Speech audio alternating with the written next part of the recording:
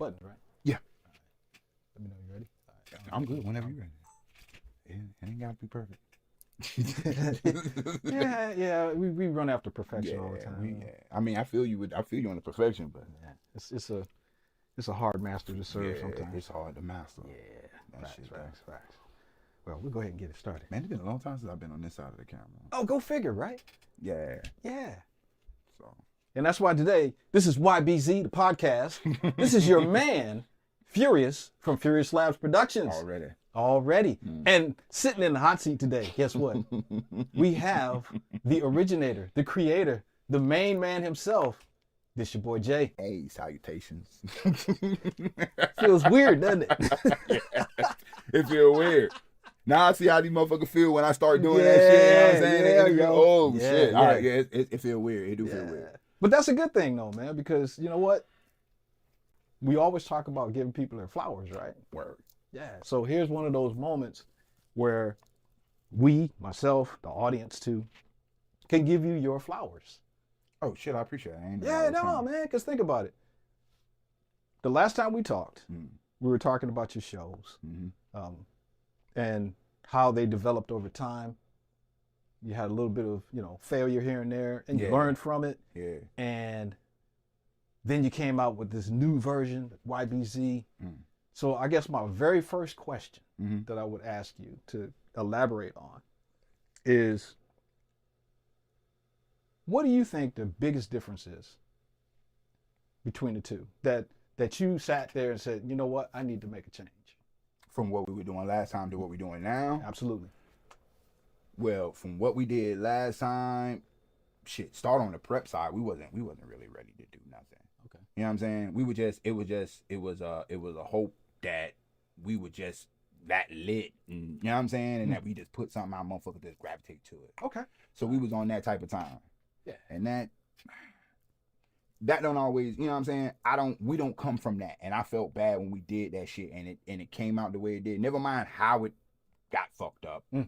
Just the fact that we put it out there and decided, we tried to do it and we didn't do it the right way. Okay. You know what I'm saying?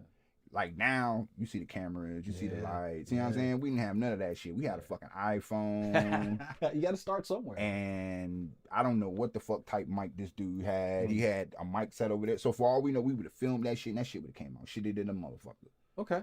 And I would have felt more bad had been the case. You know what I'm saying? Yeah. So now we done put all the time and effort to gather all these people to come do this shit and we putting out shitty product. Nah, that ain't what I come from.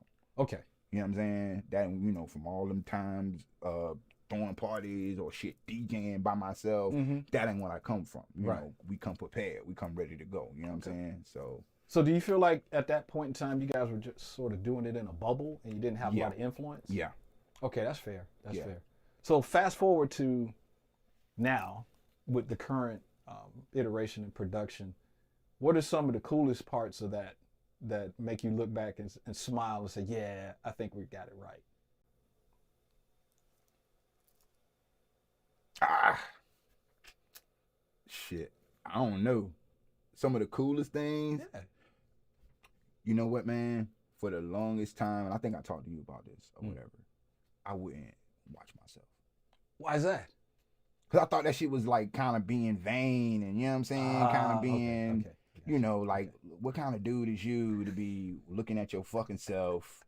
You know what I'm saying? Like, that's the type of shit I was on. But the more and more I watch myself, the more and more I watch myself, like, change as we were doing it or become camera ready or be ready to be in front of the camera. Right. Or whatever, because, you switch this shit on and off or whatever. We talking now. If anybody watched the pod, this ain't how I'm talking on the pod. Right. You know what I'm saying? Right. I got a lot of energy. I'm trying to keep the shit moving, rolling, bringing up the topics, let other people bring up their topic, blah, blah, blah, blah. Yeah. High energy. Back to my MC days when I was MCing and whatnot. Right. That's how I took it. Okay. Or that's where I had to take it. No, I think that's legit, man. That's the thing I see, because when we first did that first thing, man, I was stutter stepping and I couldn't, and I'm all over the place and I couldn't ask the question. And then we had got to one point where it had got to like some kind of conflict, or whatever. Not conflict, but one of the girls had said some shit that kind of touched the nerve. And I could see it.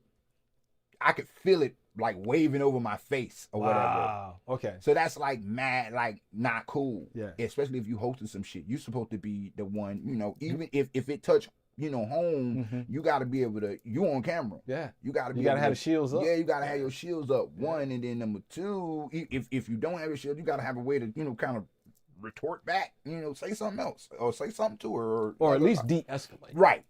So I wasn't prepared to do none of that shit, man, because I don't like people like that. So you know, that's so ironic that you say that. But I think at the end of the day, I think that's pretty cool though, because you're stepping out of your shell. Yeah. Purposeful. Every fucking time right? I do this shit. Yeah. Every fucking time I do this shit. So I get that, man. That's actually really cool. So staying with the current iteration again, who comes up with the topics, man? I do. Okay. So you sitting around in your daily life, drinking coffee and smoking whatever, and you're like, man, what I want to talk about today? Pretty much. That's how it goes? Pretty much. And then you go and pitch it? What I do is I depending on, so now we're kind of doing more interviews than we are doing actual pod. Yeah. So when we do a pod or whatever, just regular, just people sitting around talking or whatever, most of the stuff be off, you know, start your day, like you said. Yeah. I'm smoking a black, I'm drinking some coffee, I'm scrolling.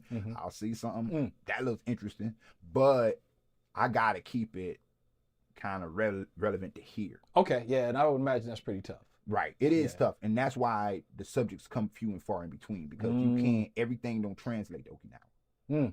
And I'm saying, well, not just Okinawa, Japan. Everything don't translate to here. Why do you think that though? I'm curious. One is because, okay, so you got the people that watch or whatever. It's a large demographic of people that watch, right? So I know a lot of the old heads watch it. You know what I'm saying? A lot of the throwbacks or whatever that used to be out here. Shout out to the OGs. You feel me? Facts. You know what I'm saying? So I know a lot of them watch it. So I keep them in mind on this end. Okay. But then I know some of the young cats watch it. Right. You know what I'm saying? Yeah. You know, on this end. Then I know some Japanese people watch it. Right. You know what I'm saying? Right. So I gotta keep it in these three lanes all the time. Right. So that's why we can't just put out just anything. We were going through a phase where we were talking about a bunch of, like, you know, hood topics or whatever. You know what I'm saying? like where's the hood in Okinawa? Right. There ain't no hood in Oki. You feel me? So, like, why even have that? Now, is there a large group of Okinawans that's into the black culture or hip hop or yada yada yada? Yes. Yes. Where would I find them at? Hey, everywhere. Like, give me an example. Shit, go in your barber, go to one of these barber shops. Have you noticed all these barber shops popping up all over the place, man? I have, actually, along with tattoo parlors. Yeah. Go up, shit, fall off from one of them motherfuckers. Yeah. You might find, you know what I'm saying, barber shops, tattoo places, shit. Any other third place, and not how the clothing stores or whatever, you know what I'm saying? I've seen a lot of that too. These people, I ain't gonna say worship us, but they're really down black for the people culture. Influence the world, no matter, you know what I'm saying? Yeah. Black people influence the world. Don't let nobody tell you fucking different. Black people influence the motherfucking world. And we any trend that then popped up as of late, damn near a black person has fucking created it. Hip hop, culture, whatever you want to call it. You know what I'm saying? Message.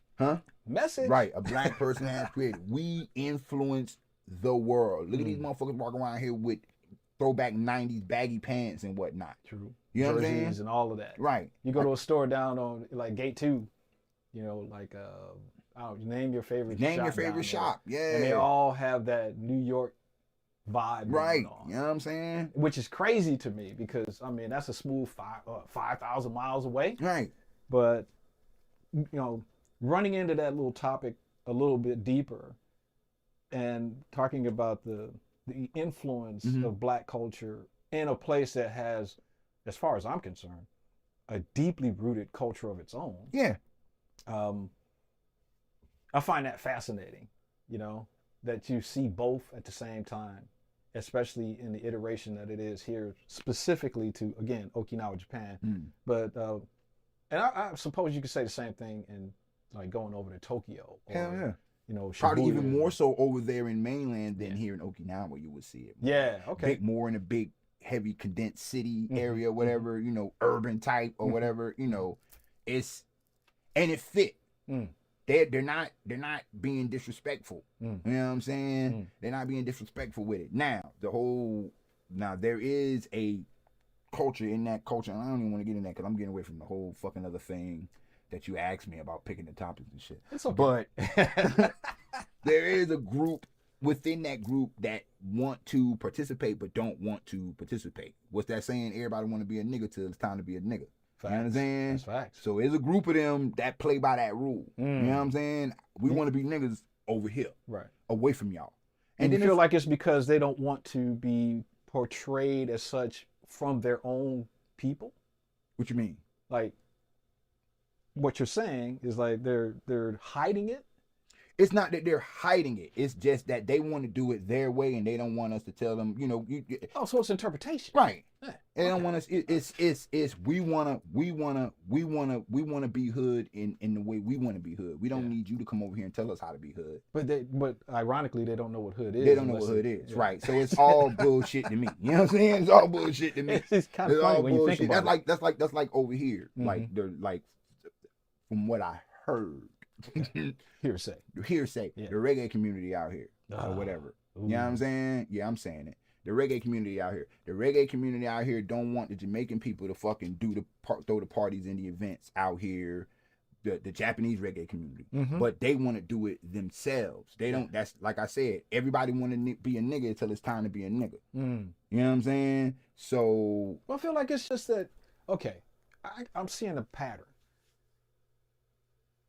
I don't know for sure if it's that they don't want the authentic people to show up. And you're right. I don't know. I don't know neither. I think it's like, again, when you cop a style, you're copying it with the intent to put a little bit of yourself into it as well. Right. So I feel like that might be part of the argument, where it's like, yeah, we're on an island, and I figured that out years ago when I started, playing around out in the wild, and I would see the Jamaicans, pseudo Jamaican West Indian style spots, and I'm like, well, they're close. Right. They're not like completely right. off, They're not off on the map. Right. They're not on the dot, but they're so close. Yeah. But to your point, though, I feel like the only thing that really makes you go is because it's a Japanese dude with dreads. Right. Japanese dude with dreads. And it throws you off for a little little bit. bit. It's like, what, bruh, really? Right. So, with that being said, again, no judgment. It's just that person has such a love for that culture that they feel, I need to express my love for this culture my way. My way, yeah. Yeah. But I don't know if there's any malice or ill content there. No, I don't think so neither. Yeah. I don't think so. I do not think so. As a matter of fact, to be honest, it's almost admirable, the word, how they do it, how some of them do it. Back in the day when I was DJing and whatnot, man, used to see some of the upcoming DJs that was black or whatever. Then you see some of the upcoming Japanese DJs. Yeah. Right. Some of the black DJs will come through and be trying to, like, I'm black, so I'm finna get it first. Oh. You know what I'm saying? Okay. I got to hook up with the other black DJ. He gonna hook me up, which is all well and good or whatever. But from somebody who actually learned how to DJ from a Japanese person and watching how the hard work that they put into, that's just like us. It's almost like us in the States or whatever. We got to work twice as hard. You know what I'm saying? To get on this level. So they're doing that shit here in their own country, trying to impress us. You know what I'm saying? They work twice as hard at their craft or whatever, DJing, hip hop dance, this, that. Now some of them might not have no rhythm and just ain't gonna never motherfucking get it. On the 1 and the 3. Yeah, that's all they got. But the ones that get it, they be in there for hours. Yeah. Hours watching some little boy on YouTube trying to mimic him. You know what I'm saying? Because the little black kid in the hood, he just could do it naturally. Yeah. And admiring him, practicing him, watching him for hours doing that shit. You gotta admire that work ethic. You know what I'm saying? Well, there it is right there. Yeah. The work ethic I feel, and this is observation, it starts when they're like in school. Yeah. And you see it in pretty much everything they do. Like, there are people that are naturally gifted at all kinds of different things. Right. Just by genetics and situation and location.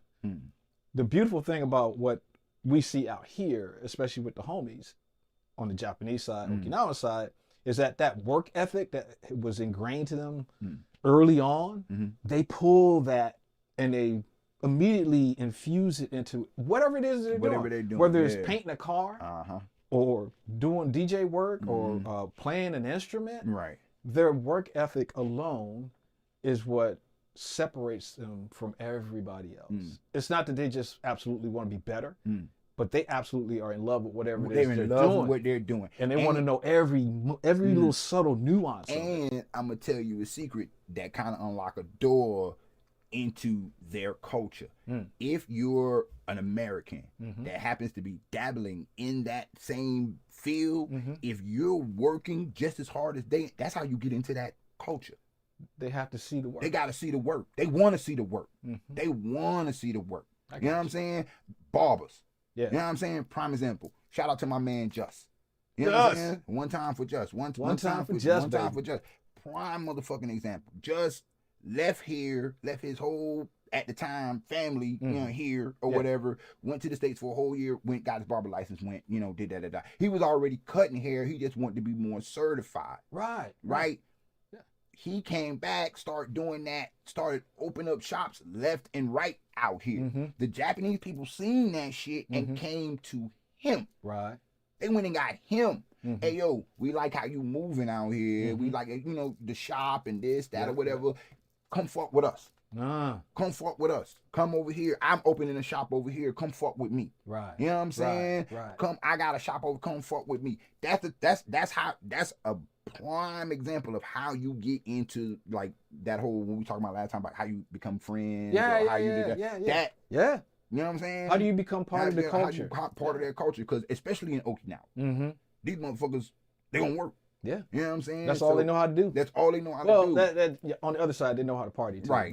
But at the end of the day, though, the work ethic here, and guys, we're not kidding. We watch people doing their day-to-day, whether it's working in a restaurant or being up on the yard and watching the folks out there do the manicuring and cutting the grass, and the grass ninjas, as I refer to them. Yeah. They out there, they getting it in, man. It's like 110 degrees outside. They're getting it in. They wrapped up, busting it out, making sure everything looks great. And you see that ethic every single place you go. Yeah. When the last time you went to a restaurant out here and had bad service? I don't even know if that even happens. Right. That doesn't exist. Unless you're just an asshole. Right. Now, I have seen assholes. Yeah. But that's because that's a genetic thing. They're just raised that way. And True. Yeah, but, You have your onesies and twosies. Yeah. You know what I'm saying? But typically, but the food presentation always be as best as they can get it. I'm gonna say that. I ain't gonna say top notch. Man, but it looks like the picture. Damn near. Shit.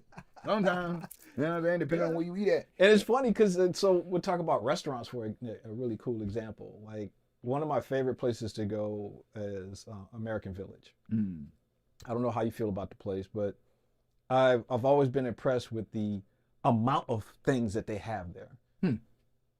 Even though it's not a big place. No. I mean, it's square footage wise. Yeah. But when you walk around and you see clothing stores, you see shops, you see artisan work, you see all kinds of interesting things. But the really cool thing that pops out to me is like places like some of the burger spots there, for example.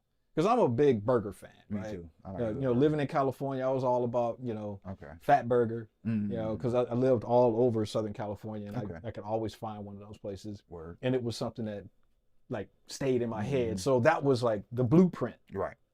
And then when I got back over here, I found myself trying to find that same flavor. And sure enough, there was a couple of spots that were getting down like that. Right. And it's like, bro, what did you do? What you do, Yeah. And coffee, another thing. So Zhivago's, if you've never heard of it, it's one of the premier coffee spots on the backside of AV. Okay, yeah, I've drank there a couple times. Yeah, and you know they have like 3 shops. Yeah. Oh, really? Yeah. So, I thought that was their only one. No, they got like 3 different shops there. So just to get you into the story, I met the owner. Okay.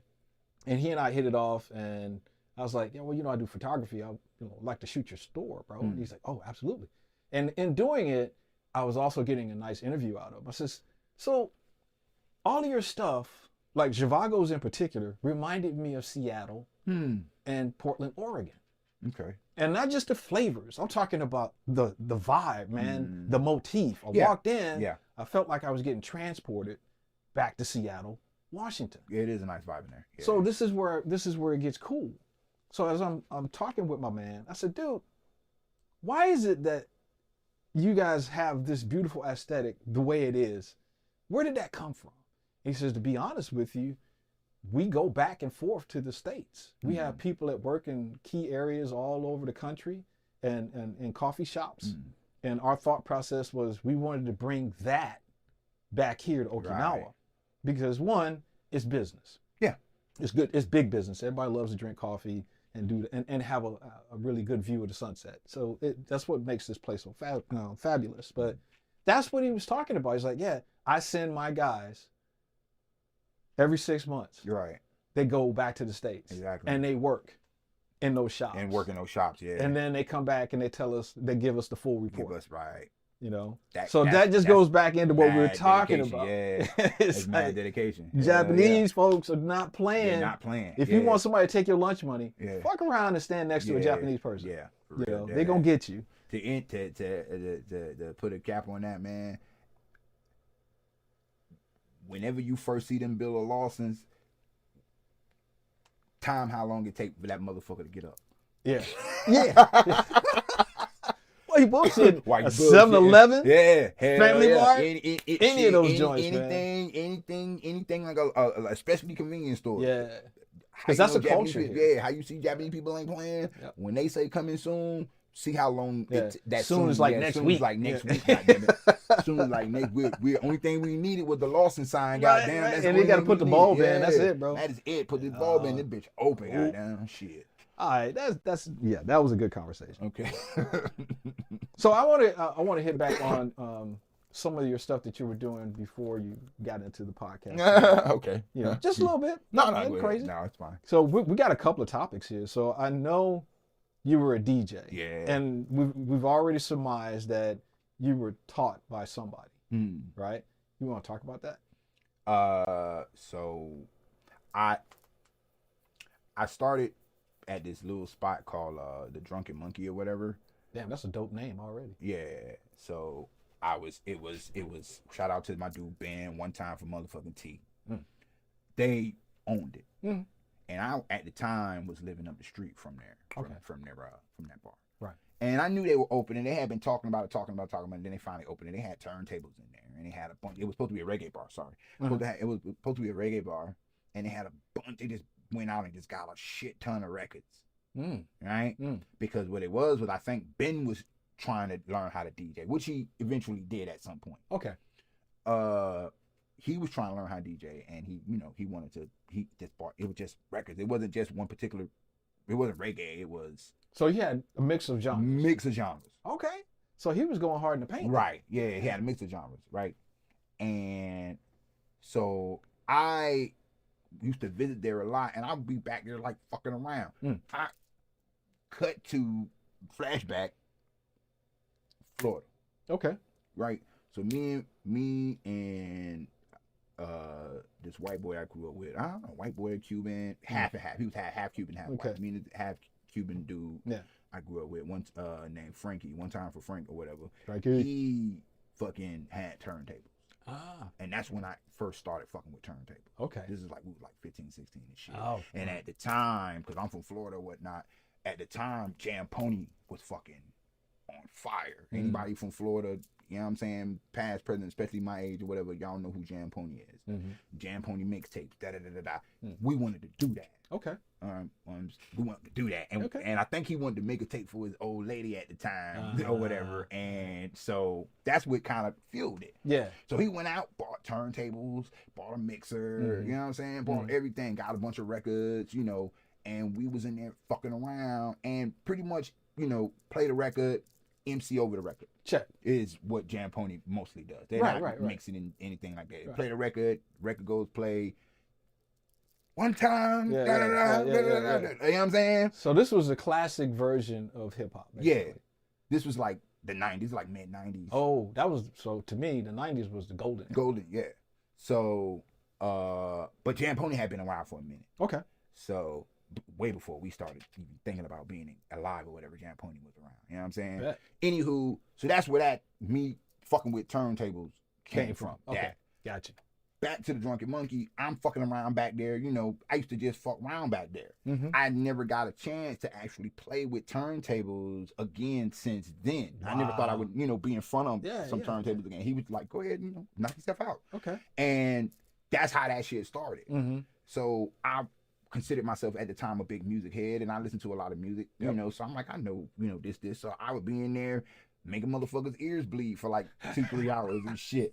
You know what I'm saying? Because I couldn't do a goddamn thing. Were you kind of all over the place with it? Yeah, so we talking about a throwback, turntable, needle, you know what I'm saying? We like, you really need to know what you were doing. Yeah. Fuck around and fuck some shit up. Yeah. You know what I'm saying? Right. I don't think I done replaced some of the man's records. I don't think I done replaced a needle or two, because I done fucked that man shit up like 2 or 3 times over. Or at least you replaced it. So you know what I'm saying? Or I think I did. I don't know. My bad if I didn't then. But anyway, so go ahead, man. So anywho, so I don't know what drove me towards reggae, but I found it to be easier to start with.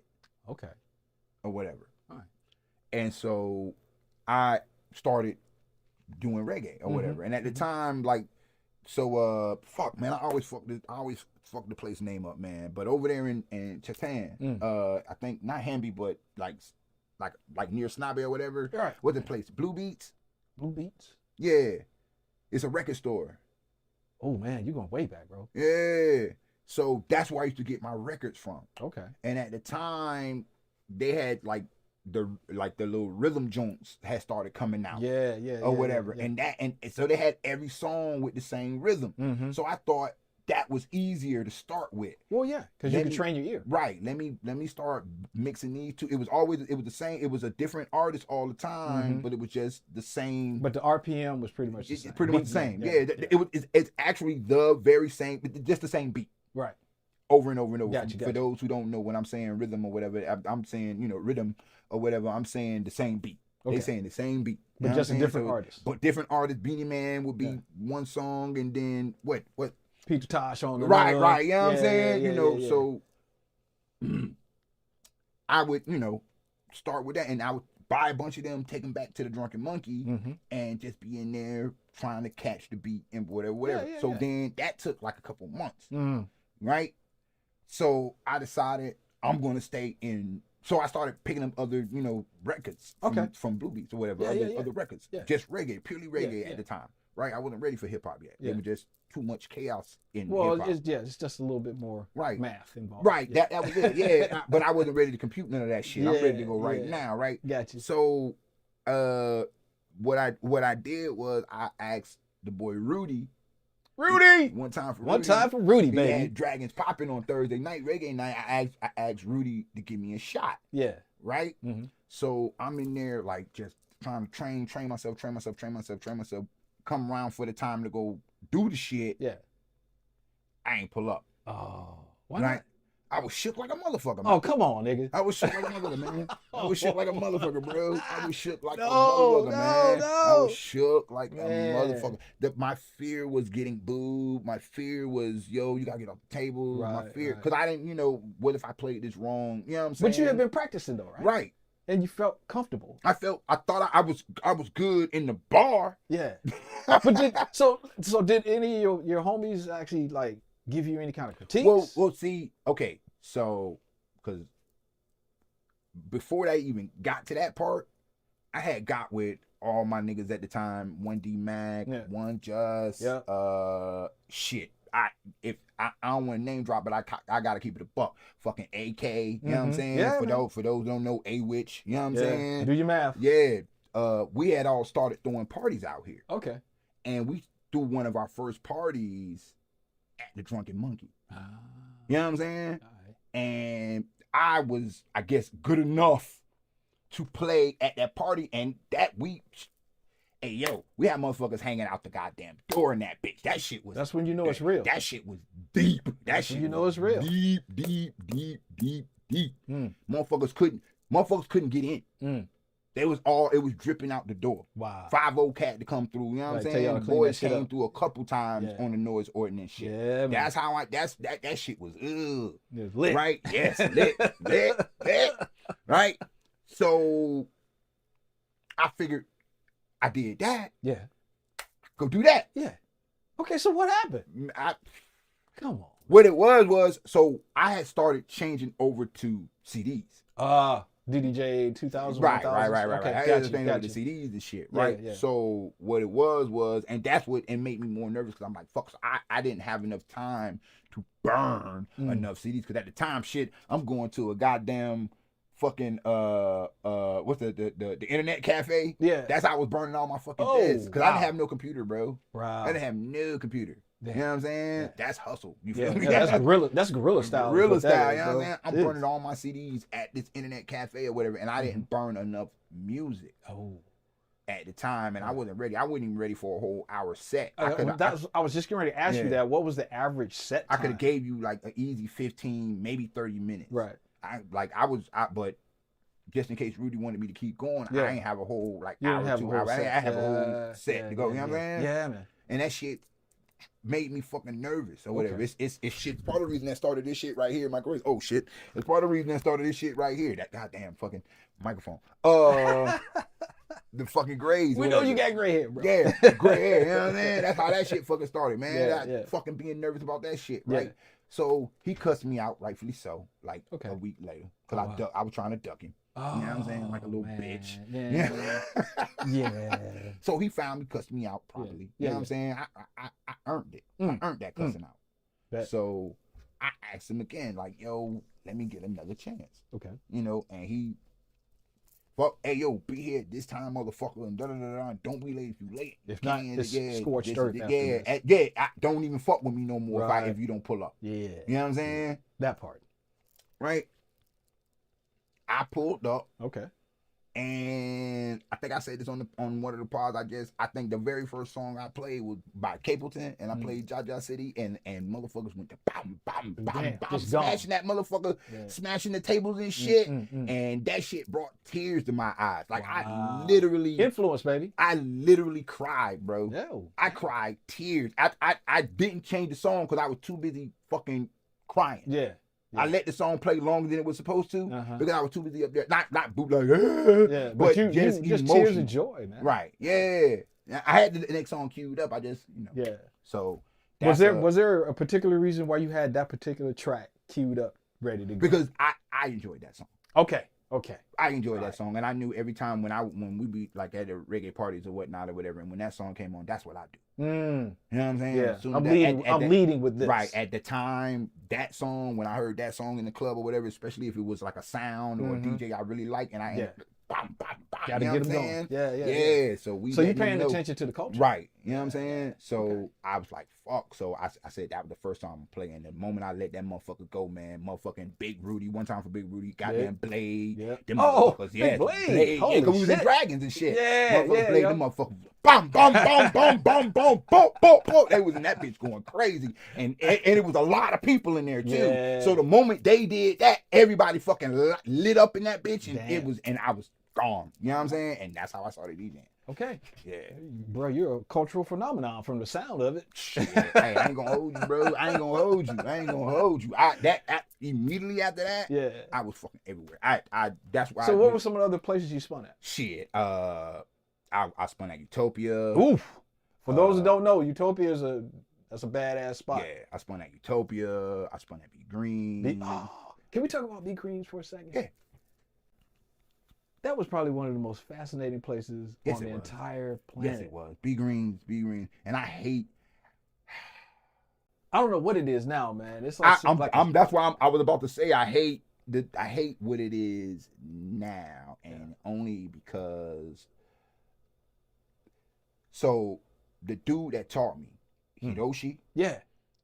One time for Hiroshi too.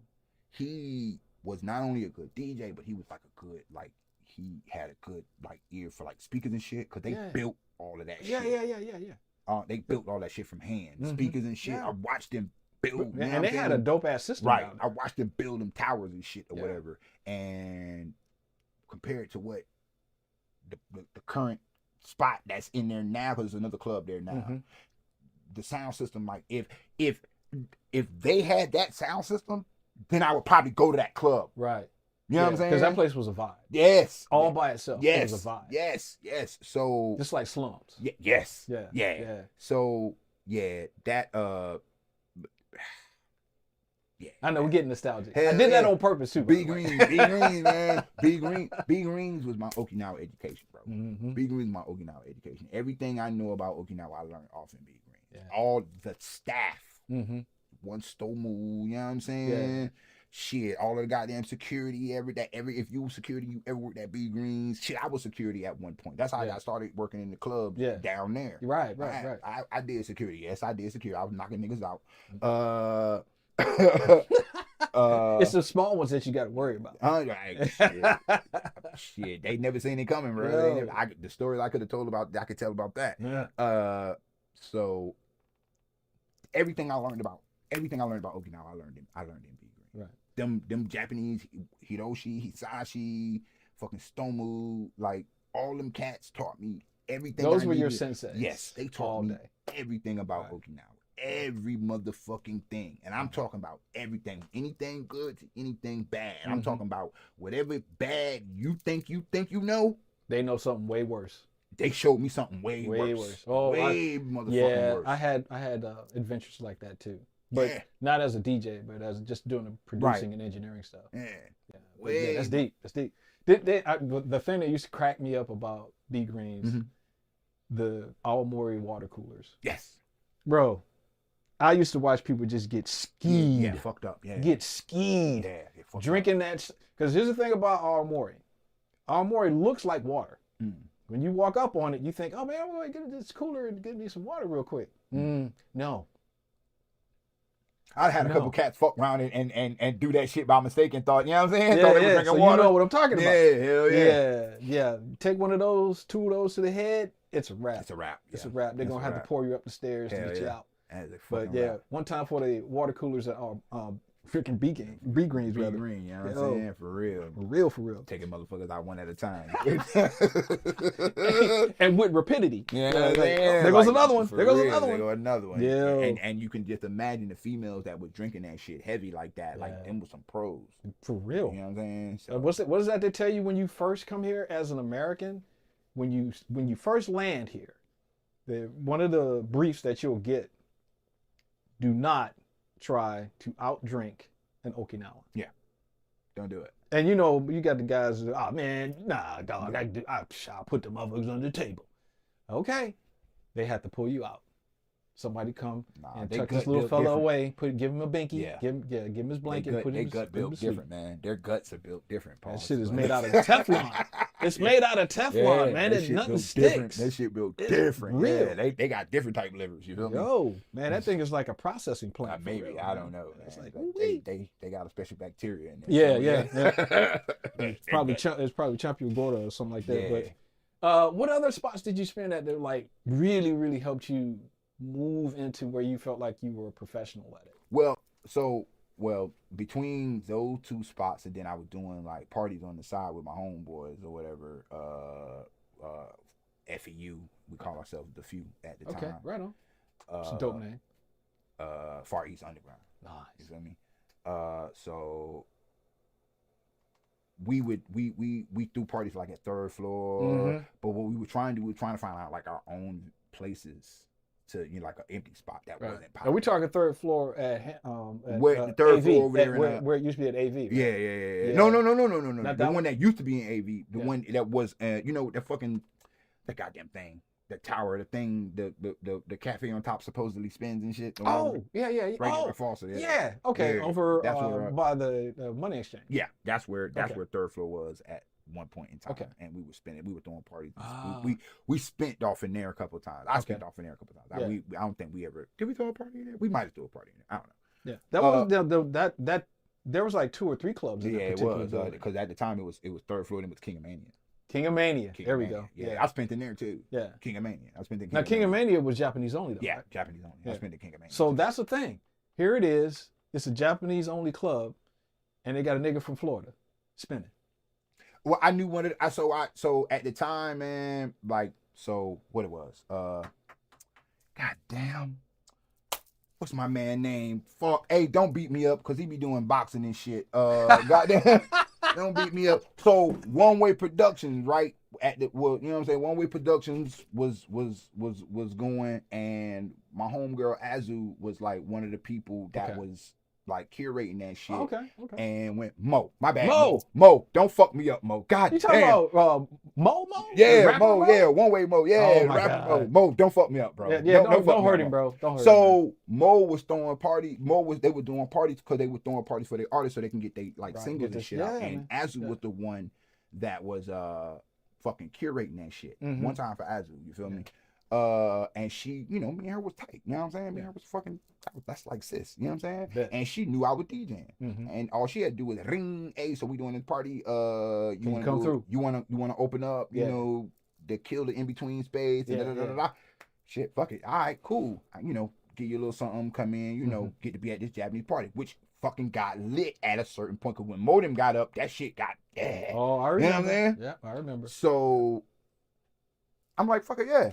So I would go sound check, you know, just regular. It was all regular to me because that's all fam to me. You know what I'm saying? So it wasn't no like big event type thing like, oh my nigga, look at me, I'm about to like. It was like Modem like family to me. You know what I'm saying? So I go in there, tap them up, you know, go talk to Azu, sit with Azu, chill with Azu, go do my sound check. I'm always around. Yeah. You know what I'm saying? It's crazy that we were all working with the same people at the same time, and I never really didn't get to know you until Sleepy. Really? Yeah. Man, I did music work for Mo. Really? Mo used to come to my old studio. Okay. Yeah. All right. Yeah. All right, damn. Yeah, bro. Yeah. I worked with A-Witch too. Okay. I believe that. I do believe that. I believe that. I believe that. Yeah, man, it was just weird because it's like, man, we all. But that's when you realize, at least myself personally, how tight everybody is on these in this island, but also how far apart we are at the same time. Yeah. Because one person could be like 6 degrees of separation to about 100 people. Yeah. You know, that one person knows like all these people in all of these different levels of professionalism and work, and it's just fascinating. Right. That's why it's like, man, it's crazy. You know. What you run into on this island. And let me say this, because I try not to talk about her or whatever, and I'm glad that we doing it because I have to talk about her at some point, like the whole A-Witch thing, okay, or whatever. Like, extremely proud of that fucking girl. Oh yeah, you know what I'm saying? Yeah. Mad, because she had a rough road. Yes, extremely proud of her, extremely fucking proud of her, extremely proud of her or whatever. And I never want to use. That's why I don't talk about her on the pod. I never want to use her name to try to. You know what I'm saying? Yeah. Get that C word. Get that right. Yeah. You feel me? Because I could have easily told a story about A-Witch right now, a positive like story. Like I watched that girl grow up. Yeah. You know what I'm saying? Yeah. I could have easily told that story and just, you know what I'm saying? Everybody gonna ask a billion motherfucking questions. Yeah. What do you know about? What do you know about her? You know what I'm saying? On the Japanese side, and maybe not so the American side, but nah, man, that's the. Pretty soon it's gonna be on the American side too. Right. Well, yeah, in a minute it's gonna be on the American side. The way she going shit, it probably already is on the American side. We just ain't reached us over here. It hasn't reached us yet. Right. You know what I'm saying? So, like, that's the homie. That's like little sis. You feel me? Like, you know what I'm saying? So that's fan bam. That's why, just like we had discussion earlier, that goes into that compartment of off limits. I don't want to talk about that shit. Like, you know what I'm saying? Let her, that's she. Yeah. You know what I'm saying? Yeah. So, you know, but that for anybody who ever wanted me to, because a lot of people wanted me to address that. Yeah. And so that is what that's for. Yeah. That's the A-Witch story, y'all. There it is. There it is. That's all y'all gonna get from me, man. That was exclusive. Yeah, so, you know what I'm saying? One time for her, you know, happy for her, you know, like I said, that's a little sis, you feel me? Man. So, but other than that, you know, I'm trying to build this on our merit. Yeah. You know what I'm saying? I don't want that to be the reason why we blow up, why YBZ blows up, you know, because I could pull, if that's the case, I could pull hella motherfucking cards of people I know out here that done blew up, took off, or did, you know what I'm saying, or got some type of influence in some type of way that done been out here that we not oh, I know her, no, she sat in my motherfucking house, you know what I'm saying, and chilled, you know what I'm saying, like we drank together, we partied together, like, you know what I'm saying, broke bread, but in long story, like, I don't, you know, because a lot of people can say I know them, you know what I'm saying, but it's one thing to say I know them, no, like I remember that time we were playing spades, and I ain't talking about her, just in general. In general. I remember that time we were playing spades, and I busted his motherfucking ass. Pause. You feel me? Yeah, like right. I could tell them type stories, but why, man? I ain't trying to trace clout. I want YBZ to blow up because y'all like us. You know what I'm saying? Y'all fuck with what we doing, not because I know this person or because I know this person or because I link with this person or I'm promoting this person's shit or whatever. Nah, if you fucking with YBZ, you fucking with us. Okay. Me, the Butcher, Wayne, you know what I'm saying? Yeah, that's respect though. You fucking with us. If you fucking with us, come fuck with us. You know what I'm saying? If past, present, you know what I'm saying? You fucking with us. Okay. So we can get back on that for a second too, because I definitely love hearing the stories about the DJ work. And the early influences, and you mentioned you did MC work too. Yeah. What was that like? That was like super fun, bro. Yeah, that was super fun. Hell yeah. Okay. Hell yeah. That was. I think I did more MC work than I did DJing. No shit. Yeah. Okay. Because you're gonna have to expand on that one though. So I DJ'd at B Green's for half a second. You know what I'm saying? I did have a spot there. And I could, Hiroshi would let me. You're on the roster. Yeah. Hiroshi would let me. Yeah. But it was like, because I was DJing and because I had, like I said, back to the Jam Pony story, that's pretty much what it was. That's all I started doing. My bad. I'm about to touch this thing. I'm about to touch this thing. Right? Boom. I get on the microphone, and what it was I wasn't on there trying to say the same thing over and over and over. Okay. You know what I'm saying? You're trying to put some flavor to it. Right. So, you know, Jam Pony, for those who know Jam Pony, what they're saying either matches the beat or rhymes with what they're saying. Okay. So they were like a piece of the instrumentation. Yeah, pretty much. They made themselves a part of the song. You know what I'm saying? Okay. I didn't want to necessarily do that. Okay. I just wanted to, you know. Did you want to compliment what was going on? Compliment what they were doing. Okay. And number two, like one of the cats out here that kind of had a big influence on me was, you remember Apex? Hell yeah. Yeah, Apex. He was a good ass MC. Okay. Right? But Apex used to yell over the music. I didn't want to do that. Right. You know what I'm saying? Okay. Because I wanted the song to stand on its own. On its own. You know what I'm saying? Yeah. So I started doing like less is more.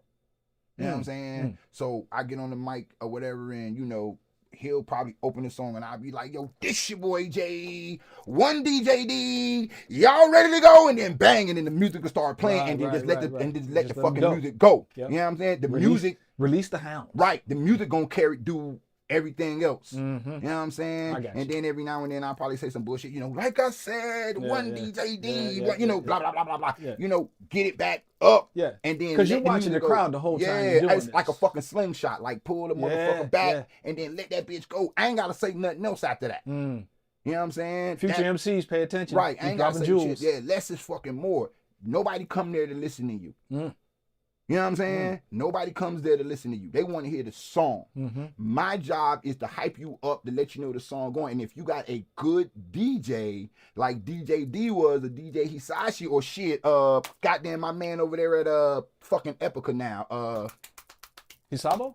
No, not Hisabo, but I fuck with him too. Yeah. I fuck with him too. Epica, goddamn, my bad, another person. Cause that motherfucker live in my area, in my fucking neighborhood too. I see him all the time I used to see him all the time at Sunday.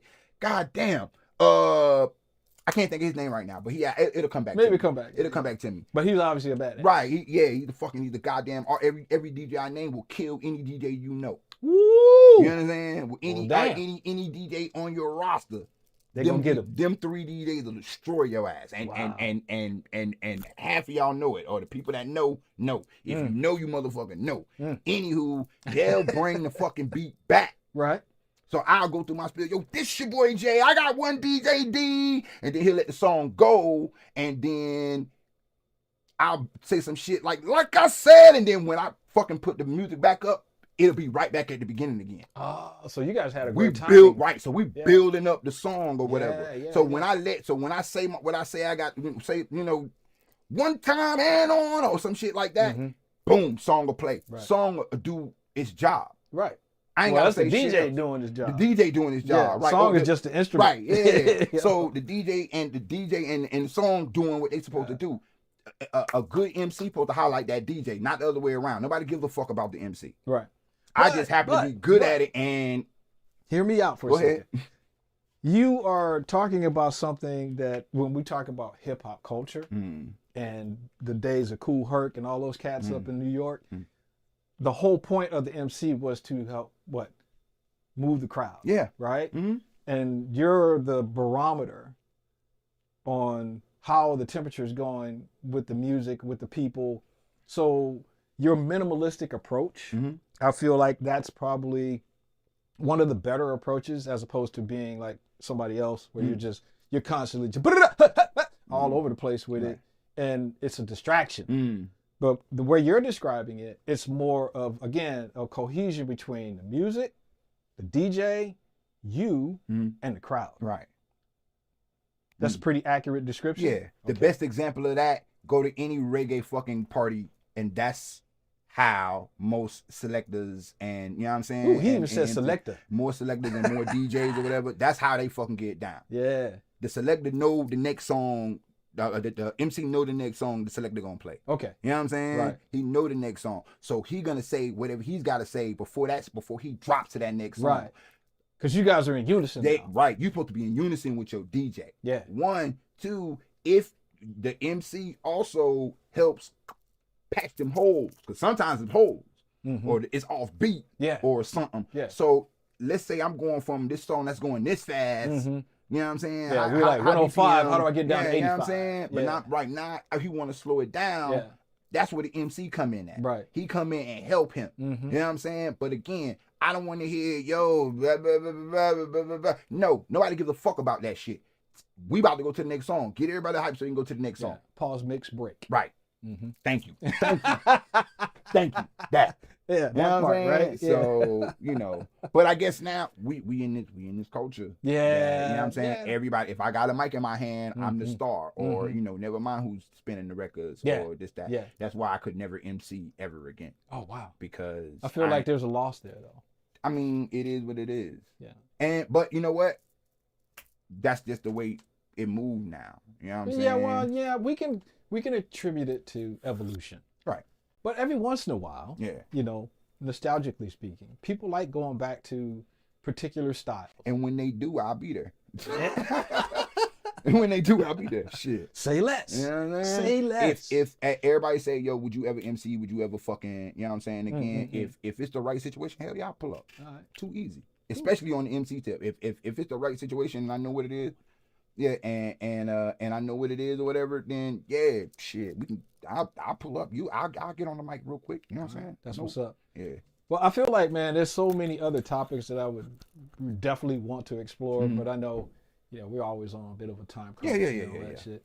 Is there anything that you want to talk about or say to the audience right now, other than thank you for the support? Is there anything else that you'd want to like share with them? Hey,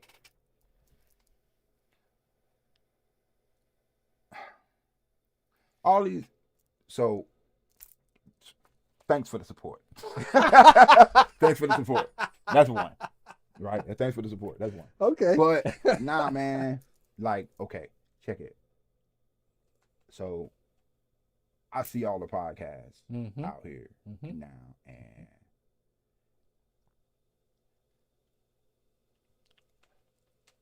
I want every last one of them to thrive, because if they're thriving, that means we're gonna thrive. That means the audience for it. Big facts. If you're doing a podcast, if you're American and you're doing a podcast, man, and you're really doing it to do it, do that shit. You know what I'm saying? Do that shit. Do that fucking shit. Because That's a lane or an area or something. See, I done already threw the parties. I done already DJ'd at the fucking concerts. I done already did all that shit, man. I done took my attempt. You know what I'm saying? I done shot my shot at that shit. You got your masters in it. Right. You know what I'm saying? I might not be at the top of the top. I might not have got to the top of the top, or I got where I wanted to go. Mm-hmm. You know what I'm saying? I got as far as I wanted to go. Other things came and I had to go tend to that. This podcast shit this shit could be fire if everybody fucking perfect their craft. That's what I'm trying to do. That's why I'm still trying to perfect my craft. Because the more I perfect my craft and the more I step my game up and the more I put the shit out there and it's out here in Okie and motherfuckers could see it. You know what I'm saying? Representation of motherfucker. All day. Representation of motherfucker. And I'm trying to set the example or whatever. Now, is there other podcasts out there besides us that, you know, it's plenty of other podcasts out here. It's plenty of other podcasts out here. But as far as y'all know who the fuck I'm talking about. You know what I'm saying? You know the community I'm talking about or whatever.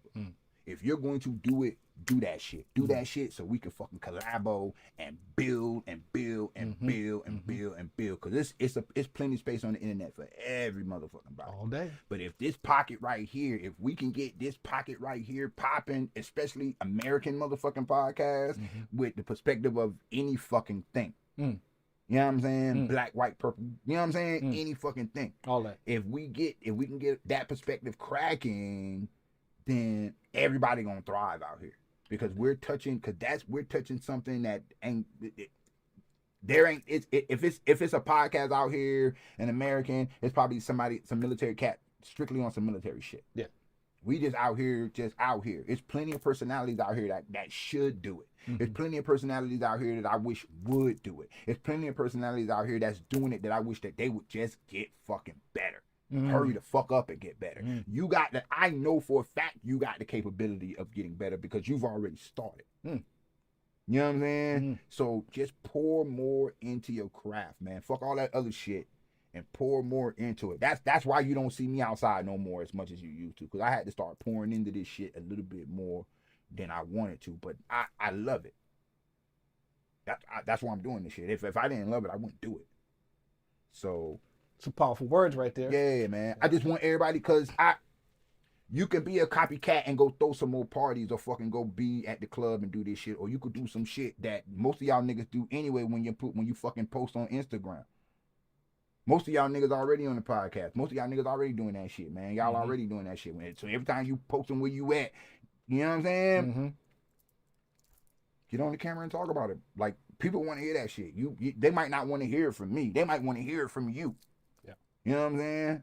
Specific to their demographic. Right. You know what I'm saying? They might want to hear from you. So pour into the craft, man. That's all. Because the more you pour into the craft, and I'm always here, any podcast that want to leg up or want to fucking get some knowledge or want to fucking jump on, you know what I'm saying, to the on the cameras or whatever, anything editing, anything, this, that, like, holler back. Like, we here. YBZ is here. Like, we're full production. Like, we got, like, shit popping. You got any ideas, anything other than podcasts you want to do, get at us. We got the cameras for it. Got the know-how too and the skill sets. That's even more important. We got the gear, we got the equipment, we got all that shit for it, man. So anybody want to do it don't gotta necessarily be a podcast, and be whatever you want, shows, whatever. So get at us. Word, for real. So that we here for the community, man. Already, man. See, that was good. That last word, community. Yeah, that's the most important. We here for the community. That ass. All right, cool. Well, we'll go ahead and close this out. This is YBZ, the podcast. And this is your man, Furious, from Furious Labs Productions. One time for Furious. Thank you very much for having me. And I also want to make sure that the audience shows all the love they can to this young man sitting in front of me, because he's a bad dude. Yeah. Like, share, and subscribe. You know the drill. Y'all know the drill. Quit playing. Just quit fucking playing. Hey, just hit that bitch and just leave that motherfucker, man. All right, we out. Anyway, here we gone. That was fucking good. That was out fucking standing. You good? Hell yeah, that was outstanding.